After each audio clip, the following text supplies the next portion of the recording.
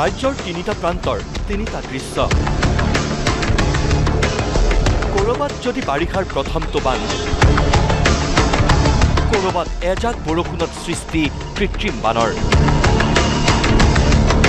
আন কৰবাত বানে ধ্বংস কৰা পথত ৰাইজৰ বিৰম্বনা এয়া নাওবৈচাৰ দৃশ্য বাৰিষাৰ প্ৰথমটো বানত বুৰিল নাওবৈচাৰ বিস্তীৰ্ণ এলেকা ঘৰ বাৰী পথ পথাৰ সকলো পানীৰ তলত পথত একাটো পৰ্যন্ত পানী বানপানী ফালি বিদ্যালয়লৈ কণ কণ শিক্ষাৰ্থী ৰাইজৰ অভিযোগ 9,40 লাখ টকীয়া বান প্ৰতিৰোধী আঁচনি সম্পূৰ্ণ নোহোৱাৰ বাবেই জলমগ্ন হৈ পৰিছে দক্ষিণ নাওবৈচাৰ 15খনকৈ গাঁও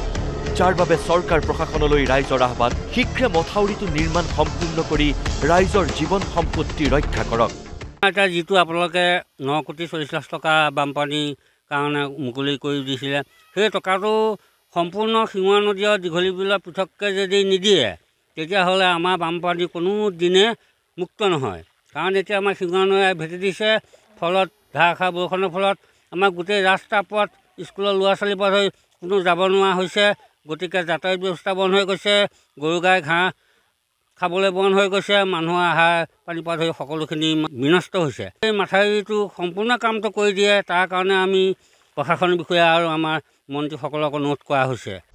উত্তৰ গুৱাহাটীত আতংকৰ নাম হৈ পৰিছে বৰষুণ কাৰণ বৰষুণ দিলে জনসাধাৰণ বন্দী হৈ পৰে কৃত্ৰিম বানত এজাক বৰষুণ দিলেই উত্তৰ গুৱাহাটীৰ বিভিন্ন প্ৰান্ত পানীত বুৰ যায় ব্যাহত হৈ পৰে জনজীৱন ইমান অহা যোৱা মানে দিগদাৰী হয় কিছুমানে পৰি পৰি যাই থাকে ৰাস্তাবিলাক চিনি নাপায় ইমান দ জাগা ই ৰিক্সাবিলাক নাযায় আধা ৰাস্তাতে ৰখিব লগা হয় সেইখিনি আকৌ খোজকাঢ়ি যাব লাগে ইমান সমস্যা মানে বছৰে বছৰে হৈয়ে থাকে এনেকুৱা সমস্যা বহুত টেনচন এইখিনিৰ কাৰণে আৰু বৰষুণ দিব আছে সেইকেইদিন আকৌ কি পৰিস্থিতি হ'ব আকৌ আজি কামৰূপ জিলা প্ৰশাসনৰ এটা দলে কৃত্ৰিম বানত জৰ্জৰিত অঞ্চলসমূহ পৰিদৰ্শন কৰে স্থানীয় ৰাইজৰ মন্তব্য জলাশয়সমূহ পুতি পেলোৱাৰ বাবে সৃষ্টি হৈছে কৃত্ৰিম বানৰ আগতে আসলে কিছুমান জলাশয় আছিলে জলাশয়বিলাক আসলে জলাশয়ত পানীবোৰ জমা হৈছিলে এতিয়া জলাশয়বোৰ মানে আপোনাৰ এইবিলাক নিৰ্দিষ্ট কিছুমান মানুহ আছিলে নিজৰ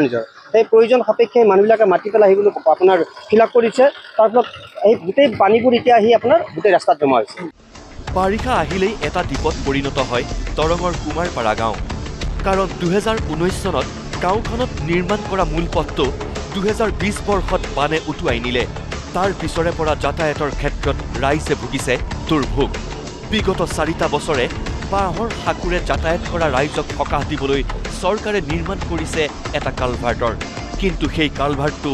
অৰ্ধনিৰ্মিত অৱস্থাত যাৰ বাবে সকলো ক্ষেত্ৰতে কুমাৰপাৰাবাসীৰ জমৰ যাতনা